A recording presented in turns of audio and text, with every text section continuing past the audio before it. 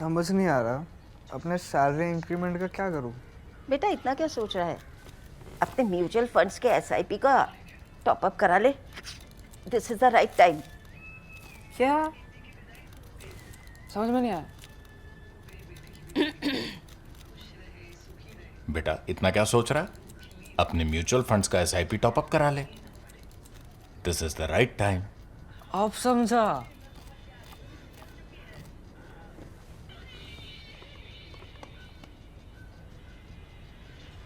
Mutual fund investments are subject to market risks. Read all scheme-related documents carefully. As our Chief of Defence Staff has said, he said this in Singapore. Now he's also said this in his speech in Pune at the university there, that this is what we have seen right just now. Very short one, but a very short version, a trailer of a modern battlefield, modern non-contact battlefield where both sides fight in multiple domains and choose an instrument for any situation that might be the most effective in delivering a punch. There it looks like India, for example, has used many such instruments. What has acquired sort of mythical image right now is the BrahMos missile, and there is a reason for that. One, because it was very effective and quite a few of it were used. Nearly about, we can't get an exact count. If you ask the Pakistanis, they will say hundreds were used and we deflected so many, one not got through. That's what the Pakistani Air Force operations head said. He said that if they fire 50 in a place, we'll deflect many, some will go towards Afghanistan, etc. But some might hit their targets. Just a handful of BrahMos missiles were fired. How many? I cannot tell you, even if I might have an idea, or Snehesh Alex Philip, who will join me soon, might have an idea. We will not tell you. But I will only say one thing. Just count the hits that are evident. Now, not all hits on Pakistani bases and Pakistani targets are made by BrahMos missiles. There were other weapons used. There were scalp missiles, which Rafale uses. There was Hammer that Rafale and Mirage 2000 can use. There was Rampage, which all three Rafale, Mirage and the Jaguar can use. So all these instruments were used. BrahMos was among them.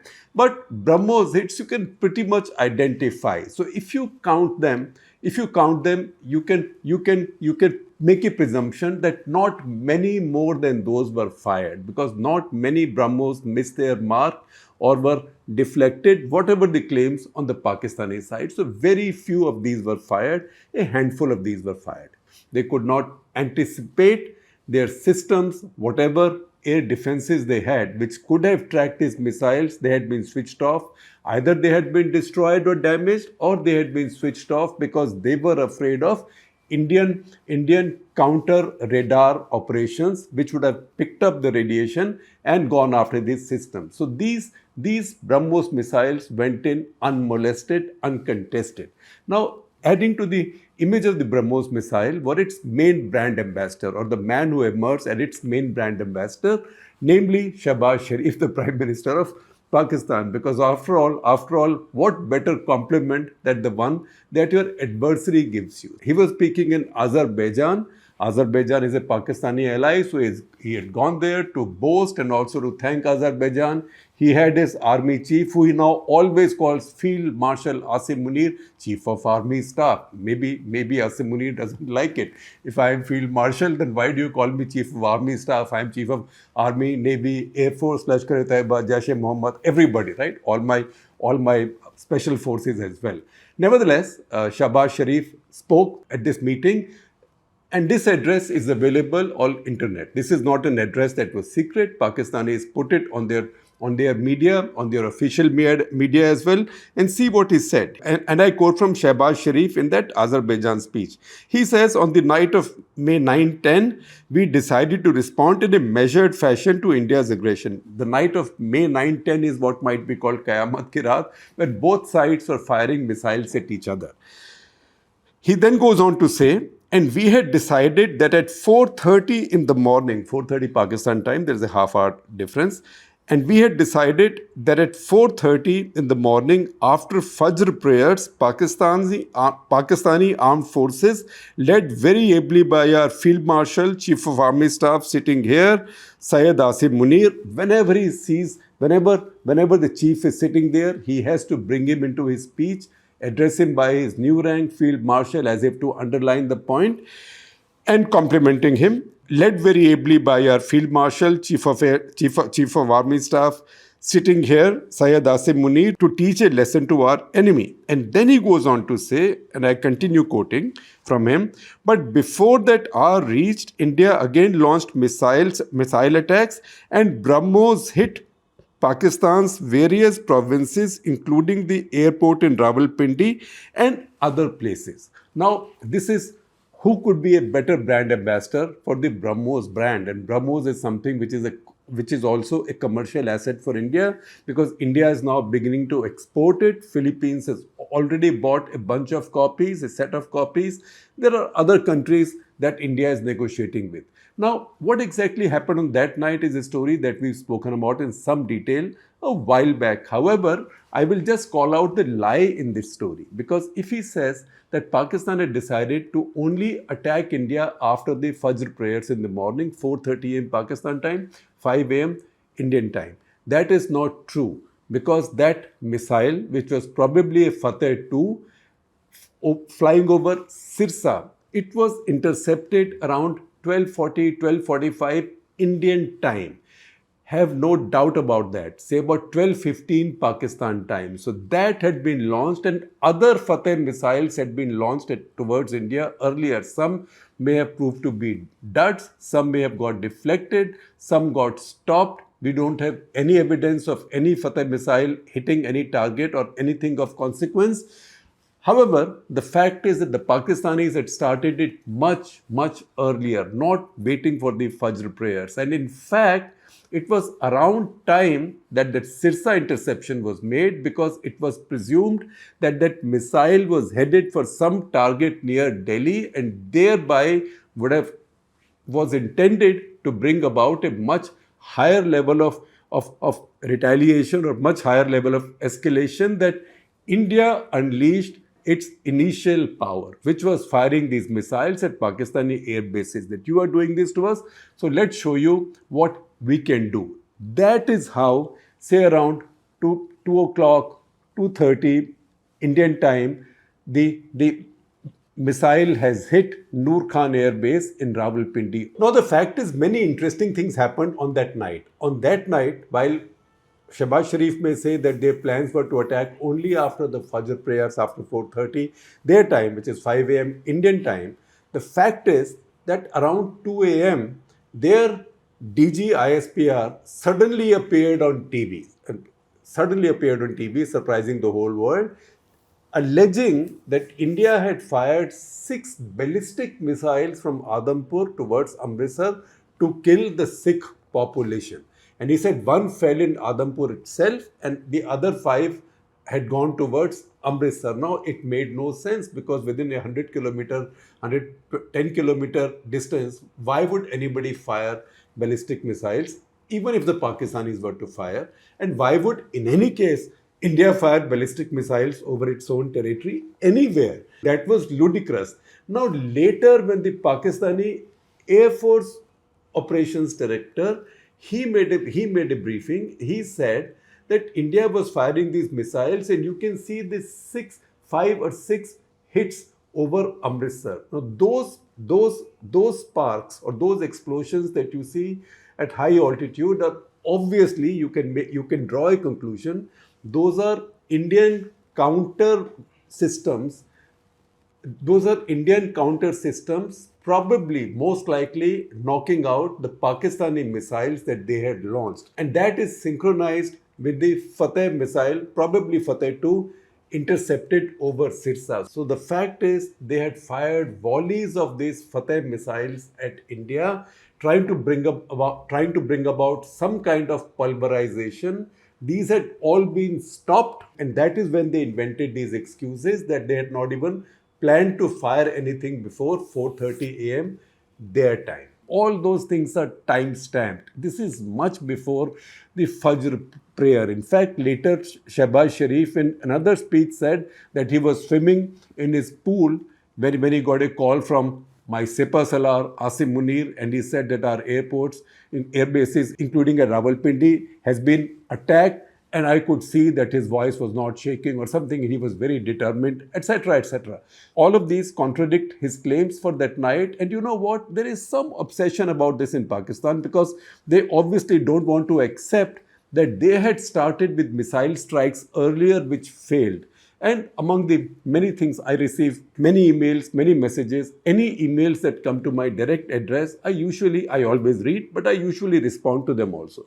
So I got a bunch of emails from Pakistani names and all very flatteringly written, I am so and so, I am a great fan of your writings, I follow you very closely, I know that, thank you very much, I know you, that you are very balanced and I trust you. However, you said that India attacked the Noor Khan air base and Pakistani air bases after Pakistan launched missiles on India.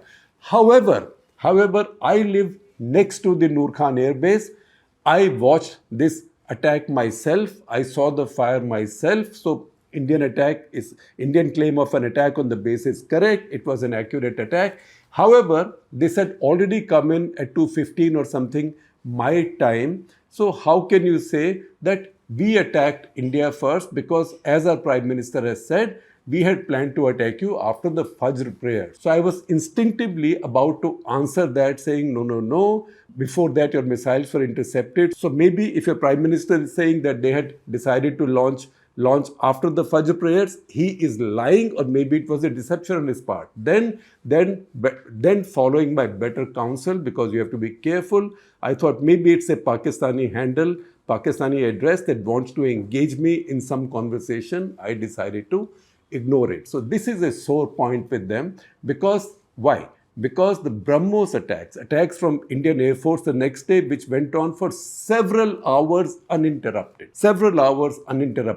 as the article by Group Captain Ajay Lawat, who's a former fighter pilot, IAF fighter pilot, also a flying instructor.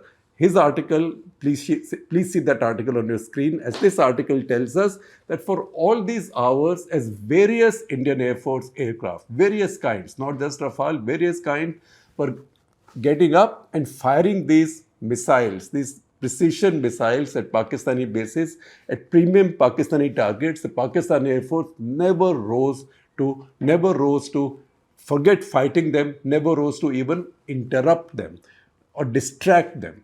That was quite a day of air dominance, and that is what's hurting the Pakistanis, and they have internalized that this was because of the BrahMos missile, for which they have no answer. Again, not to miss the opportunity, our Prime Minister Narendra Modi, he is well within his rights to be the brand ambassador of the BrahMos. He was speaking in Uttar Pradesh, and he said, BrahMos missile ने दुश्मन के घर में घुसकर तबाही मचाई है. BrahMos missile went deep inside the enemy's home and created havoc. जहां टारगेट तय किया वहां धमाके किए. Wherever a target was determined, it hit that target with pinpoint accuracy. ये ताकत हमें आत्मनिर्भर भारत के सपने के संकल्प में मिली है. This strength we have got because of our dream of self-reliant India. That said, we have to understand also what BrahMos is and from where did it come. It did not surface all of a sudden. In fact, BrahMos missile is a beautiful tribute to the continuity in India's governance, and also it's a tribute to India's politics. We tend to abuse our politicians all the time, and one politician always calls the other a thug and worse, right?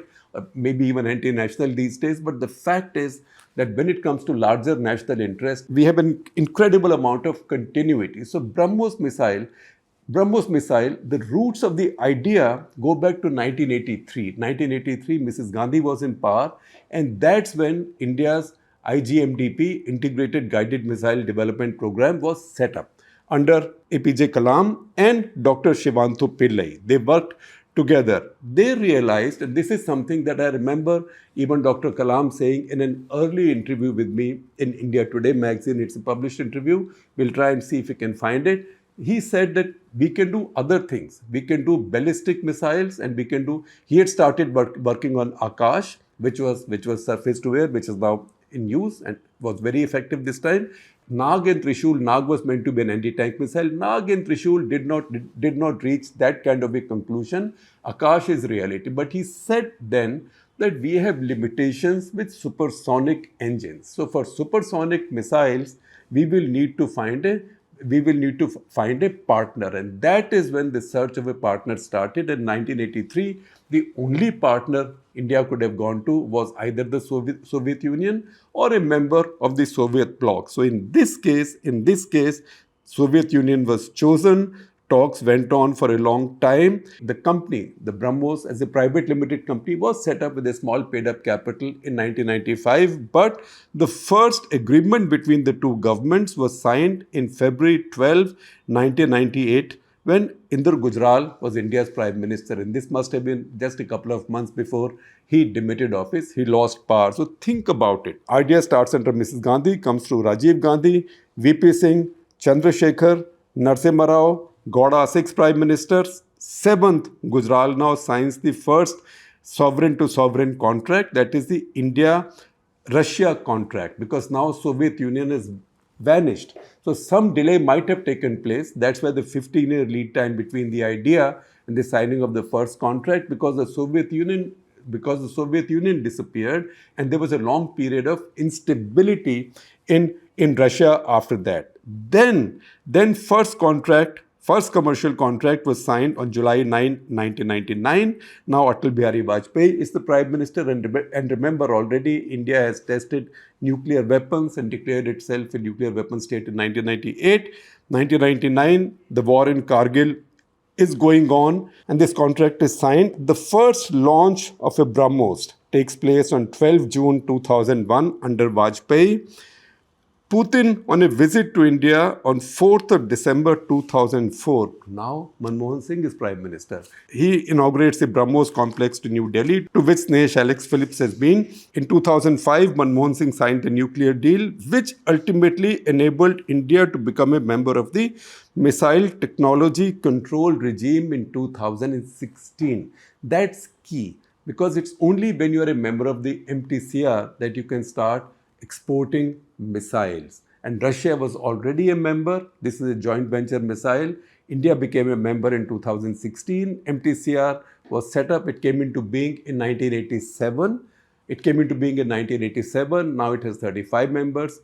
And there are only 3 from Asia. That is Japan, South Korea and India, although the Russians might argue that they are an Asian power as well. So you can say 3.5 from Asia.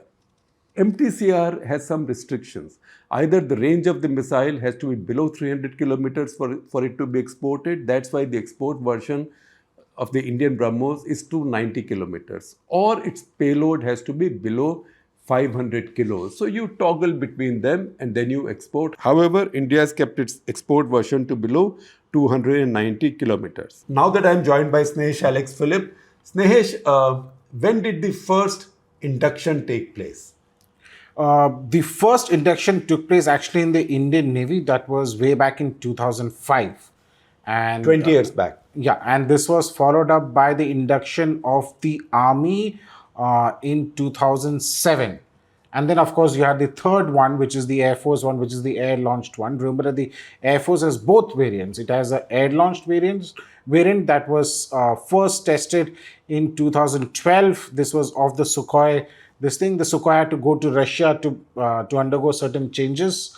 So it was first tested in Russia. The firing took place. And it was eventually inducted in 2016. But the Air Force also has a surface-to-surface version also. Yeah, and one of those lost its mind or acquired a mind of its own and decided to go for a walk one day. Yes. From Sirsa. You're talking about that incident, yes. Landed up in Pakistan. Yes. That was a minor crisis. That was a minor crisis. And a court of inquiry was ordered into it. The officers have been officers involved have faced action. Yeah. As far as the Air Force that was ground launched. So the point, this is just to make the point that the Air Force has both versions, air launched and ground launched. Although in this case, the Pakistanis have clearly stated that all the missiles launched at them of any kind, whether it's BrahMos, Scalp, Hammer, uh, Rampage, all of them were air launched. See, what they have said is that, of course, Rampage, Scalp, and all have to be Can air only be launched. air Can launched. only be air launched. As far as BrahMos is concerned, the Pakistanis have claimed that all the BrahMos that were fired. Earlier, you were talking about the numbers per se. The Pakistanis have not given out any numbers, but they have said that all BrahMos were air launched. So, Air launched. so, So India has not commented on that. If that's what Pakistan says, in then fact, so be in it. fact, the more they say everything was air launched, the more it exposes the fact that when all this was happening, because this can only be launched by Sukhoi 30, Sukhoi 30 MKI, Yeah. no other Indian aircraft can launch it. No other one. It is such a big aircraft already, and usually launch will be made by the aircraft flying in the same direction. Exactly. Right? So, but the Pakistanis, PAF never rose to challenge these on that day. On the night of 9th, starting late on the night of 9th and going well into the daylight hours of the 10th as well. So, because of the fact that the rules of engagement on the Indian side had changed, and you had the S-400 in action. So, which means that for Pakistan to rise to challenge the Sukhois firing the BrahMos, they will have to not only deal with, let's say a Meteor of the Rafale, but they would have to deal with the S-400, which has a range of up to 400 kilometers. yeah, and they were also concerned because of the C8 and D8 campaign the previous day. Yeah. Some of their radars were hit. Some of the HQ9 batteries were hit. Definitely the one in Lahore was hit. That's on video. Everybody has seen And it. they've claimed it also. And they were casualties also. They've also accepted Yeah. it that many people were injured there.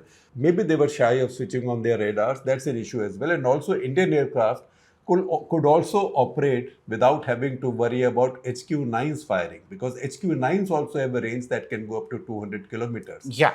So for these aircraft to be launching these missiles, they had to keep that in their minds as well. So that suppression of Pakistani air defense was quite adequate. It was a splendid operation that was carried out. Remember when the India carried out the strike on the 7th of May, there was no CRD or DRD that was carried out, which is suppression of enemy air defenses and destruction of enemy air defenses. So many people say that the Indian Air Force should have actually first taken out the radars. Why took this risk? Yeah, but the reason why, because India was operating on the ground and on the policy that India is targeting terror infrastructure. So if India had carried out a preemptive strikes on the HQ-9Bs and the HQ-16s which are there, and HQ-9B is nothing but a upgraded version of the Chinese version of the S-300 air defense systems. So then had India struck those on the 7th of May, it would have amounted to hitting military targets. Declaration of full war. Yeah, declaration of full war. So hence, the Air Force didn't carry out those suppression, but eventually the next day, 8th onwards, they carried out multiple hits, and the Pakistanis have not come out with a figure.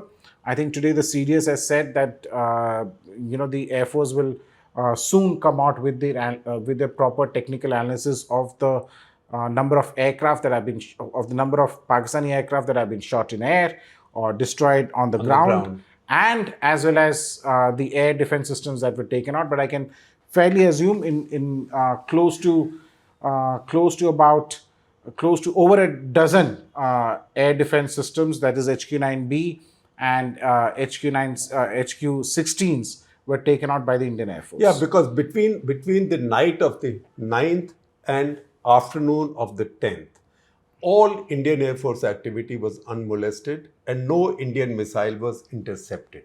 No Indian missile was intercepted. And remember that at particular bases, multiple missiles were fired. So, yes. Each missile, I'm not getting into the reasons why why these missiles were fired, but at bases you had the Scalp, which is hitting. Scalp is a European missile hitting. Which would be more precise. It is more precise. Hitting at some of the installations at the same airbase. You also had BrahMos hitting some of the installations. I still remember, the OTC with the former Air Force Air Chief Marshal Chaudhary, and you had mentioned that if a Scalp is there, it could just come through the roof and hit the Yes. and get And hit go the down cup. and then create a rampage inside. Yeah, Yes. create a rampage inside. And you had mentioned that the accuracy is that it can hit the cup that is placed here, to which Air Chief Marshal Chaudhry sir had agreed to. So there was a different kinds of missiles that were used for specific purposes. Yeah, and the Pakistani spokesperson went to the extent of saying that, I mean, they had to say this, that India fired loads and loads of these missiles. We were able to deflect or stop most of them. One not got through because they can't hide the fact that they got through because they're satellites. वो तो उनके नहीं है, right? वो तो उनके नहीं है. They are nobody's friends. They just pick up the pictures that they get.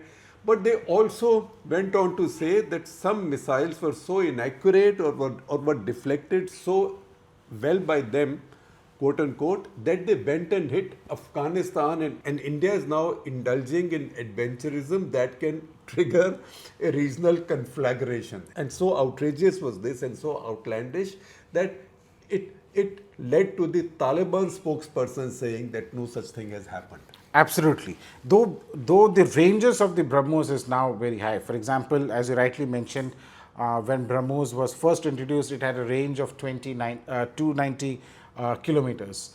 Though the export version continues to 290 kilometers, the one that India had, even though the range was mentioned at 290, the range was a bit higher than the 290. But now all the BrahMos have been upgraded to a distance of, I'm not getting into the specific numbers, but have been upgraded to a distance of about 450 kilometers, around 450 kilometers, which means that the existing BrahMos have now all been upgraded. There's already a trial which has taken place. The next plan is to go up to reach the 800 kilometer range. And after 800 kilometer range, they plan to have a BrahMos with a 1500 kilometer range. So that's the kind of technological leap that is taking. But remember, 400 to 500 kilometers, you can cover almost all of Pakistan. Pakistan is not a very wide country. Yeah. So this also reminds Pakistan of its biggest pain point, which is lack of strategic depth. And that's why Pakistanis have the fantasy of controlling Afghanistan to get strategic depth, or getting help from the Iranians and getting strategic depth. That's a challenge for Pakistan that they've been reminded of. Also Snehesh, this missile, it's an interesting one because it's a two-stage missile. Yeah. The first one carries the fuel that takes it to supersonic speed, and then what happens? And then the booster falls off. And then the missile goes further. And that is what we saw the pictures of in some places, Rajasthan, etc. Some pictures, it's usually the booster is a dark green colored one. On the ground, it looks like black, and also many people thought it was actually some missile parts, but these were actually parts of the BrahMos, the booster part of the BrahMos, which falls to the ground after the launch. After the launch, once it gets a certain speed, and then how does it go forward? So you have the land version, or the surface to air versions are all those with the rocket engine which has been there. Now initially when BrahMos, when the whole project was initiated, you of course had a high dependence on Russia. Right? If I'm not mistaken, India started off with about 10 to 15% indigenization content. But as we speak right now, the BrahMos has about 76% indigenization content. I think from what I read, you will find out more and you will know better, but I think it's already crossed 82%.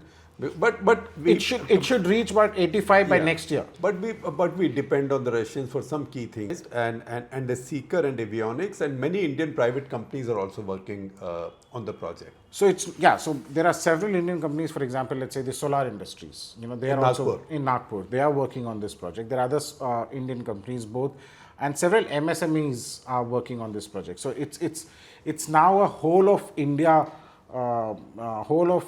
effort that has gone into making these BrahMos and having such a high indigenous content. I think by next year, 2026, you should have about 85-86% content, indigenous content, and maybe over the next few years you will probably have 100% indigenous content. Yeah, and it's made in Hyderabad. That is the BrahMos integrated complex. Then BrahMos Aerospace in Thiruvananthapuram. Then a factory in Pelani.